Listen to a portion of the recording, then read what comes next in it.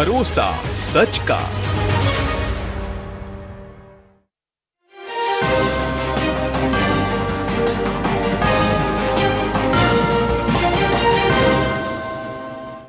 नमस्कार, आप देख रहे हैं टीडी न्यूज का विशेष सांकेतिक भाषा समाचार। आपके साथ मैं हूं पराक्रम सिंह शेखावत और मेरे साथ हैं हमारी सांकेतिक भाषा की सहयोगी बीना सिंह। समाचार की शुरुआत करते हैं सुर्खियों के साथ। प्रधानमंत्री ने वीडियो कॉन्फ्रेंसिंग के जरिए वाराणसी में राष्ट्रीय वॉलीबॉल टूर्नामेंट का किया उद्घाटन। कहा, टीम भावना से जुड़ती है वॉलीबॉल का खेल। खेल के क्षेत्र में सरकार ने किए काफी सुधार। 2036 ओलंपिक मेजबानी की मजबूती के साथ आगे बढ़ रहा है भारत।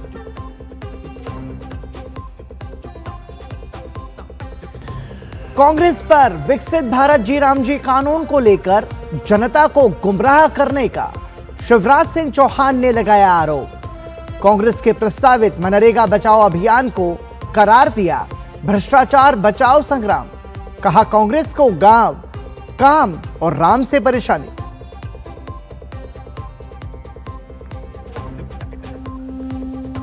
कृषि मंत्री शिवराज सिंह चौहान ने आज 25 फसलों की 184 नई उन्नत किस्मों का किया लोकार्पण। कृषि मंत्री ने कहा, धान उत्पादन में भारत नंबर 1, हमने चीन को पछाड़ा।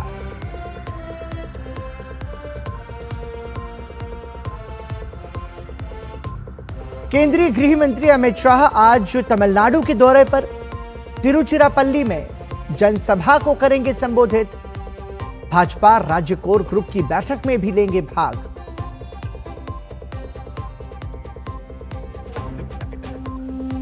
और वेनेजुएला में अंतरिम राष्ट्रपति का ऐलान। वेनेजुएला के लोगों की सुरक्षा और भलाई को लेकर भारत ने दोहराई अपनी प्रतिबद्धता। बातचीत के जरिए मामले को सुलझाने की अपील।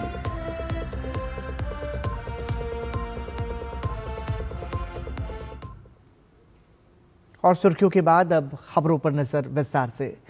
प्रधानमंत्री नरेंद्र मोदी ने वीडियो कॉन्फ्रेंसिंग के माध्यम से 72वें राष्ट्रीय वॉलीबॉल टूर्नामेंट का उद्घाटन किया। इसका आयोजन वाराणसी स्थित डॉक्टर संपूर्णानंद स्पोर्ट्स स्टेडियम में किया जा रहा है।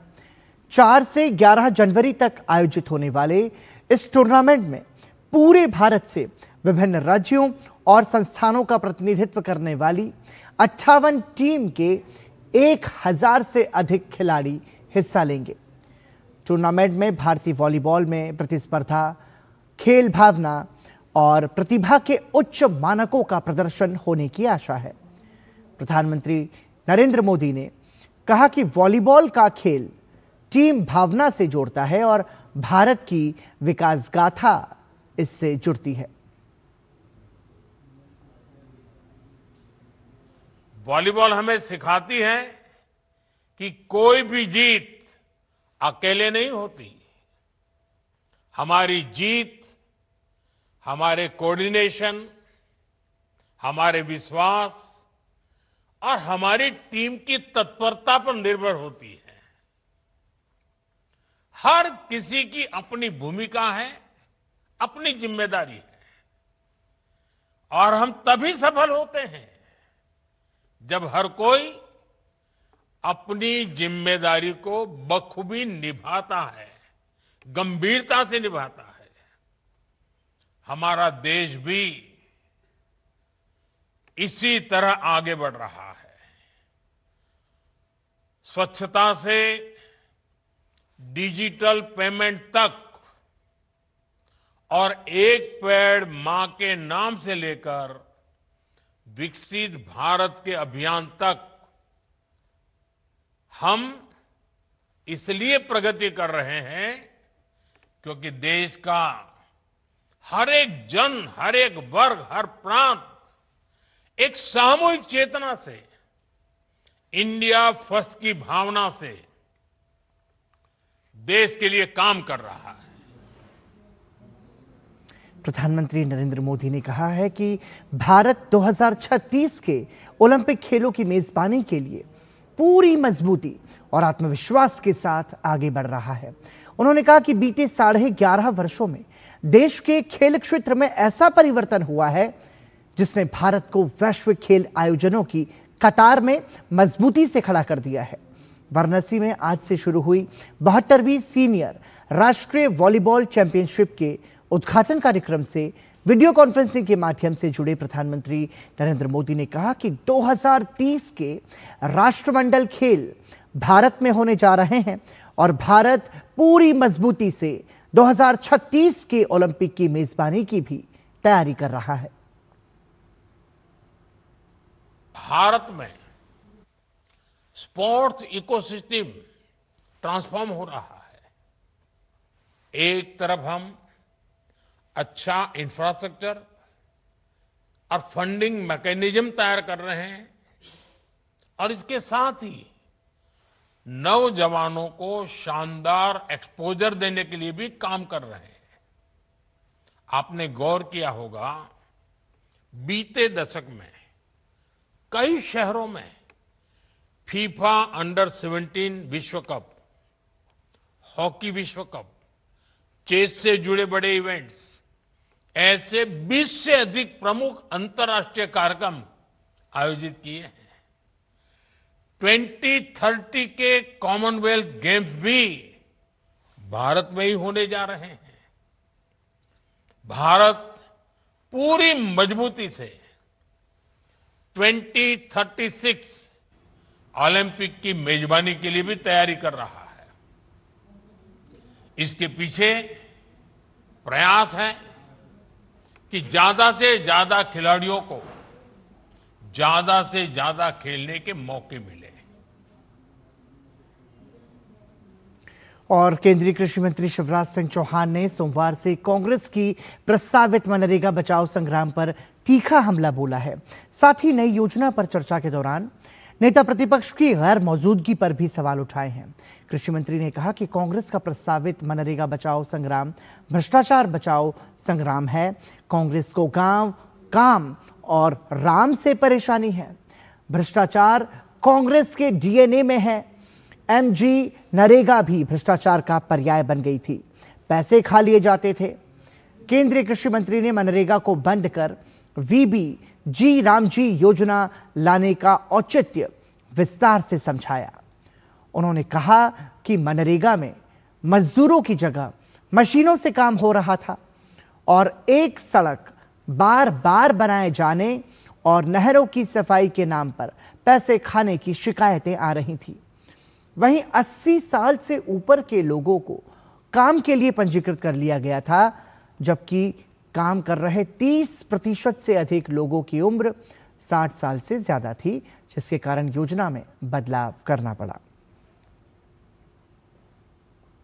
मनरेगा बचाओ संग्राम, ये मनरेगा बचाओ संग्राम नहीं है, ये भ्रष्टाचार बचाओ संग्राम है। कांग्रेस को ग्राम से परेशानी, कांग्रेस को काम से परेशानी, कांग्रेस को राम से परेशानी।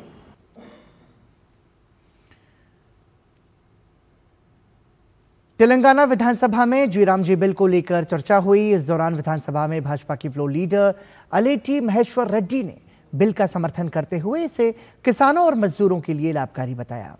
साथ ही कहा कि कांग्रेस के मनरेगा में काफी कमियां थी, जिसे केंद्र सरकार ने ठीक किया। तेलंगाना के भाजपा नेताओं ने केंद्र सरकार और प्रधानमंत्री मोदी को इस महत्वपूर्ण बिल के लिए धन्यवाद दिया। 125 दिन एक तरफ रोजगार मिलती है तो दूसरी तरफ उसका मटेरियल कंपोनेंट से यहाँ पर एसेट बिल्डअप होता है। पिछले सरकार में जो MNREGA के नाम से लाया गया था, उनमें कई इश्यूज थे और कई लैप्सेस थे। तो ये जी राम जी को हम स्वागत करते हैं। इससे हम मोदी जी को हम धन्यवाद भी देते हैं कि ऐसी बिल लाकर इन गरीबों के साथ मोदी जी का सरकार खड़ी है। वहीं खाद्य उत्पादन में भारत के नाम बड़ी सफलता हाथ लगी है। भारत धान की पैदावार में चीन को पछाड़कर नंबर 1 हो गया है। कृषि मंत्री शिवराज सिंह चौहान ने इस उपलब्धि को असाधारण उपलब्धि बताते हुए कहा कि हमारी खाद्य सुरक्षा सुनिश्चित करते हुए हम अधिक भंडार भरेंगे। कृषि मंत्री ने आज दिल्ली में 25 फसलों की 184 नई उन्नत किस्मों का लोकार्पण किया। केंद्रीय मंत्री ने कहा, अगर बीज ठीक है तो उत्पादन ठीक होगा। खाद्य सुरक्षा सुनिश्चित होगी, 184 नवीन प्रजातियों से धान की पैदावार बढ़ेगी और बदलते मौसम, कीट, रोगों और पानी की कमी जैसी चुनौतियों से भी निपटने में मदद मिलेगी। वैज्ञानिकों द्वारा विकसित इन किस्मों का सीधा फायदा खेत से लेकर बाजार तक दिखाई देगा। चावल के उत्पादन में भारत ने चीन को पीछे छोड़ दिया, हम नंबर 1 बन गए। इस साल हमारा उत्पादन 150.18 मिलियन टन और चीन का 145.28 मिलियन टन। ये चीन को पीछे छोड़ना एक असाधारण उपलब्धि है। हमारी खाद्य सुरक्षा सुनिश्चित करके हमने अन्न के भंडार भर दिए हैं। आंध्र प्रदेश ने अपने नाम एक बड़ी उपलब्धि हासिल की है। राज्य के भोगापुरम में बन रहे नए अंतर्राष्ट्रीय ग्रीनफील्ड एयरपोर्ट पर वैलिडेशन फ्लाइट का सफल आयोजन किया गया। ये उड़ान एयर इंडिया के विमान द्वारा संचालित की गई, जिसमें एयरपोर्ट की ऑपरेशनल तैयारियों की भी पुष्टि की गई। इस मौके पर केंद्रीय नागरिक उड्डयन मंत्री किंजरापू राम मोहन नायडू उपस्थित रहे। इस सफल वैलिडेशन फ्लाइट के 7 रनवे, नेविगेशन सिस्टम और अन्य महत्वपूर्ण ऑपरेशनल व्यवस्थाओं की जांच पूरी कर ली गई है। सभी परीक्षण डीजीसीए के निर्धारित मानकों के अनुरूप पाए गए हैं, जिससे एयरपोर्ट के भविष्य के संचालन की दिशा में महत्वपूर्ण प्रगति हुई है। कार्यक्रम को संबोधित करते हुए केंद्रीय नागरिक उड्डयन मंत्री किंजरापू राम मोहन नायडू ने कहा कि भोगापुरम एयरपोर्ट राज्य के विकास का एक बड़ा इंजन बनेगा। इससे हवाई कनेक्टिविटी मजबूत होगी और व्यापार, पर्यटन तथा निवेश को बढ़ावा मिलेगा। This has been a dream of the people here for a long time, because you have seen that whenever you see a new airport coming in or inaugurating, then the whole economic situation around the airport changes, right from real estate to tourism to trade and all the other sectors that are involved. Everything gets a good boost, and many other international organizations who are preferring to come to Visakhapatnam looking into the future. So thinking about the future, we have created the infrastructure. Last question. और bulletin में रुक रहे break के लिए आप देखते रहिए DD news.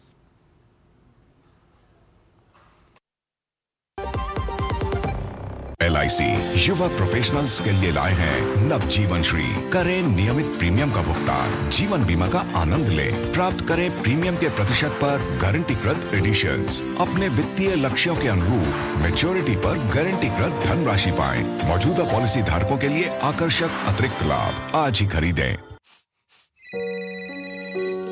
हाँ बोल बेटा करण। क्या? जिंदगी की रोज की दौड़ में हम अक्सर चीजें भूल जाते हैं, अंकल। पर अच्छा लगता है जब कोई आपका ख्याल रखता है, जैसे कि आरबीआई ख्याल रखता है आपके अनक्लेम डिपॉजिट्स का। अनक्लेम डिपॉजिट मतलब? वो बैंक खाते जिसमें 10 साल या उससे अधिक से कोई लेन देन न हुआ हो। ऐसे खाते आरबीआई के डीईए फंड में चले जाते हैं। अपने बैंक के किसी भी शाखा में जाकर अपना केवाईसी अपडेट कराइए और अपना अनक्लेम डिपॉजिट वापस पाए। आरबीआई कहता है जानकार बनिए, सतर्क रहिए।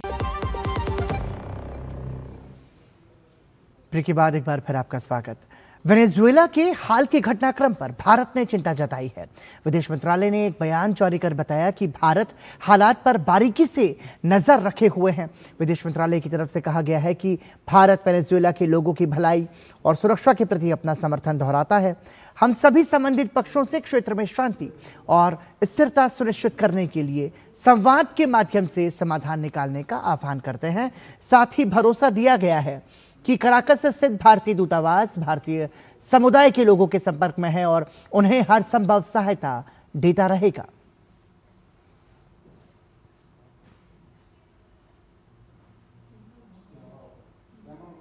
वेनेजुएला पर अमेरिका की सैन्य कार्रवाई के बाद साल 2026 का पहला कारोबारी हफ्ता तनाव भरा हो सकता है। वेनेजुएला की घटना के बाद माना जा रहा है कि निवेशक सुरक्षित निवेश जैसे सोना और चांदी की ओर जा सकते हैं। साथ ही तेल की कीमतों में भी भारी उछाल की आशंका जताई जा रही है, क्योंकि वेनेजुएला तेल भंडार वाले बड़े देशों में से एक है और मौजूदा हालात के चलते सप्लाई चेन प्रभावित हो सकती है। साल 2026 की शुरुआत सोने के लिए अच्छी रही। सोने की कीमत 1% से बढ़कर लगभग $4,370 प्रति औंस पहुंच गई है। वहीं चांदी की कीमतों में भी 2% की बढ़ोतरी हुई, जिसके बाद चांदी करीब $73 प्रति औंस तक पहुंच गई। वेनेजुएला से जुड़ा तनाव और रूस यूक्रेन के बीच ऊर्जा ठिकानों पर हमलों से तेल बाजार में जोखिम बढ़ गया, जिसके चलते निवेशक सुरक्षित निवेश की ओर जा सकते हैं। एम्स दिल्ली ने मरीजों और उनके परिजनों की सुविधा को ध्यान में रखते हुए एक महत्वपूर्ण और सराहनीय पहल की शुरुआत की है। केंद्रीय रिजर्व पुलिस बल के सहयोग से एम्स में आश्रय सुविधा शुरू की गई है। इस पहल का उद्देश्य उन मरीजों को सुरक्षित और आरामदायक व्यवस्था उपलब्ध कराना है जो ओपीडी पंजीकरण के लिए रात के समय अस्पताल के बाहर इंतजार को मजबूर होते हैं। एम्स की यह पहल देश भर के अस्पतालों के लिए एक मिसाल बन सकती है। इसी मुद्दे पर AIIMS director doctor M Srinivas से बातचीत की हमारे संवाददाता दिव्यांशु मल्होत्रा ने। इस कड़ाके की सर्दी में जो मरीज और उनके परिजन सड़कों पर सोते हैं, उनके लिए एम्स ने बेहद खास तैयारियां की हैं। इस पर बातचीत करने के लिए हमारे साथ एम्स के डायरेक्टर डॉक्टर एम श्रीनिवास जी हैं। सर, क्या कुछ खास तैयारियां आप लोगों की तरफ से की गई हैं? जो मरीज बाहर से आते हैं, उनके परिजन, उनके पेशेंट्स बाहर से आते हैं, उनके रहने की क्या कुछ व्यवस्था है? जो भी पेशेंट्स आना चाहते हैं वो ऑनलाइन अपॉइंटमेंट लेके आइए ताकि ये कष्ट ना लें इनके लिए। सेकेंड थिंग इज़ है कि जो भी पेशेंट्स यहाँ पर भर्ती हो रहे हैं, अगर उनके अटेंडेंट्स के लिए रहने की जगह ज़रूरत पड़ेगी तो वो भी हमारे पास सुविधा है। ये जो सुविधा है, ऑनलाइन अपॉइंटमेंट सिस्टम भी ऑनलाइन डैशबोर्ड में भी दिख जाएगा आपको, और विश्राम सदन का भी आपका पब्लिक डोमेन में है, डैशबोर्ड में अवेलेबिलिटी है, वो लोग वहाँ से बुकिंग ले सकते हैं। और विश्राम सदन में almost two the tune of 1500 beds का सुविधा बनाया गया है अस्पताल के लिए। मेन कैंपस में, ट्रॉमा सेंटर में, एनसीएचजेजर में कुल मिला के हमारे पास आज के दिन में 1500 बेड्स का कैपेसिटी है पेशेंट्स का अटेंडर के रहने के लिए। सर, इसके अलावा ये भी देखा जा रहा है कि जो पेशेंट्स और उनके मरीज सड़कों पर सोते हैं, उनको आपकी टीम जो है बसेस के थ्रू वहाँ तक पहुँचाती है। ये किस तरह से सर प्रोसेस चलता है? हमारे ई बैटरी व्हीकल्स हैं, जो बैटरी ऑपरेटेड व्हीकल्स है, रात में मिडल ऑफ द नाइट भी चलते हैं। वो जो भी रास्ते पे सो जाते हैं उन सबको लेके आके आश्रय में उनको वहाँ पर लेके जाते हैं। आश्रय ये वो एरिया है जहाँ पर जो भी पेशेंट्स ओपीडी टोकन के लिए आते हैं उनको रहने की जगह है, बिस्तर है, ब्लैंकेट है, वॉशरूम्स दिया जाता है, खाना भी फ्री में दिया जाता है। सीआरपीएफ हमारा मदद कर रहा है। ये अवेलेबल है ट्रॉमा सेंटर के कैंपस में, हमने रखा है। बहुत बहुत शुक्रिया। तो कुल मिला के इस सर्दी के सीज़न में जो मरीज़ और उनके जो परिजन हैं सड़कों पर सोने को मजबूर होते हैं, इसी को ध्यान में रखते हुए एम्स ने ये खास तैयारियां की हैं। दिव्यांशु मल्होत्रा, दूरदर्शन समाचार, दिल्ली। हरियाणा के मुख्यमंत्री नायब सिंह सैनी ने कहा है कि पंजाब के लोगों को कांग्रेस और आम आदमी पार्टी सरकार से जो उम्मीदें थी वो पूरी नहीं हुई। उन्होंने आरोप लगाया कि दोनों ही पार्टियों ने जनता से वादे तो किए लेकिन उन्हें निभाने के बजाय भ्रष्टाचार में लिप्त रही। सैनी ने कहा कि सिर्फ भारतीय जनता पार्टी ही पंजाब को देश का नंबर 1 राज्य बनाने की क्षमता रखती है। पंजाब को जो अपेक्षाएं सरकारों से थी, चाहे वो कांग्रेस की सरकार हो, चाहे आम आदमी की सरकार हो, क्योंकि इन्होंने लोगों के साथ झूठ बोल करके वोट लेने का काम किया है, परंतु जो बातें कही गई, जो वायदे किए गए, ना तो कांग्रेस ने पूरे किए, ना आम आदमी ने किए। पूरे करने की बजाय भ्रष्टाचार के अंदर लिप्त हो गए और लोग उसी जो सोचते रहे कि ये सुविधाएं देंगे, परंतु इन्होंने सुविधाएं नहीं दी। भारतीय जनता पार्टी ही पंजाब को देश का नंबर 1 का सूबा बना सकती है। वहीं वीबी जी राम जी बिल को लेकर मुख्यमंत्री ने कहा कि पहले मनरेगा में व्यापक स्तर पर भ्रष्टाचार होता था, लेकिन अब उसे समाप्त कर दिया गया है। उन्होंने बताया कि योजना में अब 100 दिन की जगह 125 दिन के रोजगार की गारंटी दी गई है और गांवों में विकास कार्यों पर यह धनराशि खर्च की जाएगी, जिसका सीधा लाभ जनता को मिलेगा। कांग्रेस पार्टी में मनरेगा के नाम के ऊपर जो भ्रष्टाचार होता था, लोगों तक वो सुविधा नहीं पहुंचती थी, अब उसको स्मूथली किया है। पहले 100 दिन के रोजगार की गारंटी थी, अब 125 दिन के रोजगार की गारंटी है और इसको कई अन्य विकास कार्यों के ऊपर भी इस पैसे को खर्च किया जाएगा, ताकि गांव के अंदर ग्राम पंचायत उसके ऊपर विचार करके कहाँ पैसे को खर्च करना है उस पैसे को ग्राम सभा में बैठ करके चर्चा करके उसको खर्च कर सकते हैं। इसका लाभ आम व्यक्ति को मिलेगा, परंतु कांग्रेस को लाभ नहीं मिलेगा। कांग्रेस क्योंकि गुमराह करने का काम कर रही है। भारत सेमीकंडक्टर सेक्टर में आत्मनिर्भर बनने की दिशा में तेजी से आगे बढ़ रहा है और सरकार ने सेमिकॉन इंडिया प्रोग्राम और इंडिया सेमीकंडक्टर मिशन के तहत घरेलू चिप डिजाइन और सप्लाई चेन को मजबूत करने के प्रयास तेज कर दिए हैं। इसी के तहत शुरू की गई डिजाइन आधारित प्रोत्साहन DLI योजना का उद्देश्य देश में फैबलेस चिप डिजाइन क्षमता विकसित करना है ताकि स्टार्टअप्स और MSME को वित्तीय सहायता और उन्नत डिजाइन सुविधाएं मिल सके। ये योजना सेमीकंडक्टर डिजाइन के पूरे चक्र यानी डिजाइन, विकास और उपयोग को समर्थन देती है। इसमें integrated circuit, chipset, system on chip और IP कोर शामिल है। इस योजना का उद्देश्य इलेक्ट्रॉनिक उत्पादों में स्वदेशी चिप और IP को बढ़ावा देकर आयात पर निर्भरता कम करना और घरेलू मूल्य वर्धन बढ़ाना है। 2021 में लॉन्च होने के बाद से DLI योजना ने देश में एक मजबूत सेमीकंडक्टर डिजाइन इकोसिस्टम तैयार करने में बड़ी भूमिका निभाई है।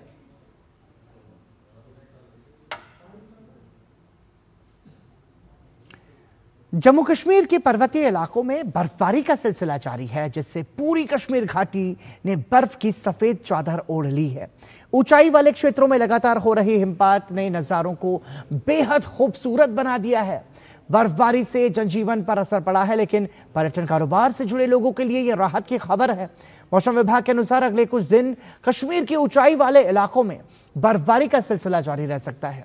गांदरबल जिले के पर्यटन स्थल सोनमर्ग में ताजा बर्फबारी हुई है, जिससे वहां पहुंचे सैलानियों के चेहरे खुशी से खिल उठे हैं। पर्यटक बर्फ से ढकी वादियों के बीच घूमने, फोटोग्राफी करने और हिमपात का लुत्फ उठाते हुए नजर आ रहे हैं। बहुत अच्छा लग रहा है। इतना स्नोफॉल कहीं पे नहीं मिला। सिक्किम में गए, हिमाचल प्रदेश में गए, but Kashmir is best. Kashmir के लोग इतने अच्छे हैं। कश्मीर के लोग मतलब पूरे वर्ल्ड में बेस्ट है। ये जो है ना, क्यों स्विट्जरलैंड जाएं, क्यों, why to go Switzerland when you get the snow in Sonamarg. Kashmir best, बहुत अच्छा लगा। मैं आया हूँ कश्मीर इस पहली बार, बहुत मज़ा आ रहा है स्नोफॉल देखते हुए। ये मेरा लाइफ का सबसे पहला वो क्या बोलते हैं स्नोफॉल, लाइव स्नोफॉल जो हम लोग अभी यहाँ देख पा रहे हैं। हम लोग तो देख रहे हैं, जितने ज़्यादा आ सकते हैं यहाँ पे हम लोग यहाँ पे सपोर्ट करना होगा और कश्मीर को पीपल को हम लोग बहुत अच्छा है, जो हजन बहुत अच्छा है। यहाँ का जो वातावरण, बातचीत, ये लोग आप बात का लहजा जो है ना, वो आपको झुकने नहीं देगा। मेरा नाम फयाज अहमद है, मैं यहाँ का लोकल हूँ, यहाँ का रहने वाला हूँ। आजकल सोनमर्ग में बहुत अच्छी बर्फबारी हो रही है। देश के मुख्तलिफ स्टेट से टूरिस्ट भी आना शुरू हो गया। हम इनके तहे से शुक्रिया करते हैं, इनको वेलकम करते हैं। ज़्यादा से ज़्यादा लोग आए यहाँ, क्योंकि ये बहुत अच्छा, स्विट्ज़रलैंड से बेहतर यहाँ है, अपना स्विट्ज़रलैंड है। आप उसको छोड़ दीजिए, यहाँ आइए और इसको देख लीजिए, ये कितना खूबसूरत है। आपको दिल नहीं करेगा वापस जाने के लिए। और national federation of the blind की ओर से विश्व ब्रेल दिवस के अवसर पर आज दिल्ली में एक विशेष कार्यक्रम का आयोजन किया गया। इस कार्यक्रम का उद्देश्य दृष्टिबाधित लोगों के बीच ब्रेल साक्षरता को बढ़ावा देना और जागरूकता फैलाना रहा। कार्यक्रम में शिक्षा, सशक्तिकरण और समावेशन पर जोर दिया गया। कार्यक्रम में मुख्य अतिथि के तौर पर भारत के अटॉर्नी जनरल आर वेंकट रमणी मौजूद रहे। इस दौरान ब्रेल साक्षरता को बढ़ावा देने की दिशा में मोर ब्रेल मोर एम्पावरमेंट अभियान का औपचारिक शुभारंभ किया गया। इस अभियान का उद्देश्य दृष्टिबाधित व्यक्तियों के लिए ब्रेल शिक्षा को सशक्त बनाना और उन्हें आत्मनिर्भर बनाना है। A Braille Day must become part of our National Literacy Day, that we are committed to ensuring reaching what I call the civilizational target that India will get rid of visual impairment in the next 10-15 years.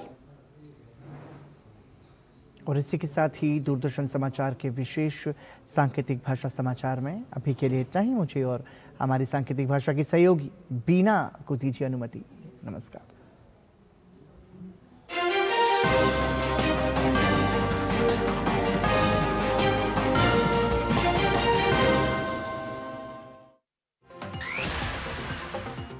Delhi Vidhan Sabha